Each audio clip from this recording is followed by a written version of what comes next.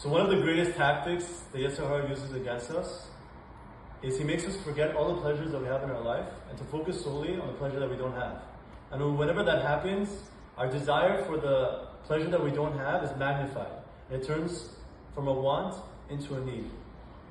And we see this by Adam Arishon. You know, Adam Arishon, he had all of the trees of Gan Eden at his disposal. Just one single tree he was not able to have. So why did he fail? Right? What was so irresistible about that tree? So the Ohr HaChaim HaKadosh writes that the way that Nachash was able to entice Chava from the tree was by making all of the trees that were permitted to her trivial and making her forget about them as if they were nothing. And then the forbidden tree turned from a want into a need, and the desire for it became magnified.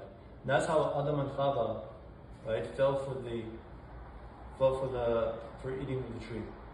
And we also see this by two other characters in Tanakh. We see it by Haman. We also see it by David HaMelech.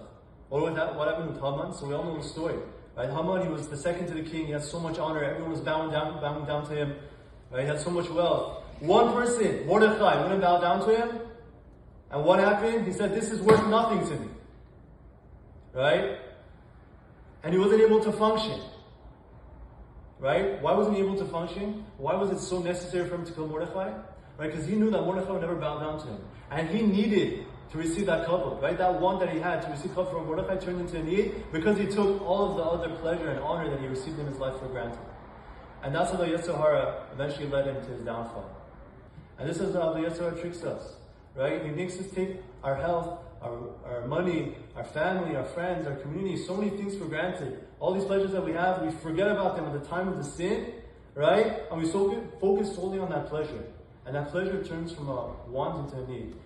And the way to battle this is to not to take anything for granted. All the goodnesses, all the kindnesses that Hashem has done for us, to recognize them and appreciate them. And become satiated with the good that Hashem has done for us. And that way, the pleasures of the forbidden will turn from a need into a want.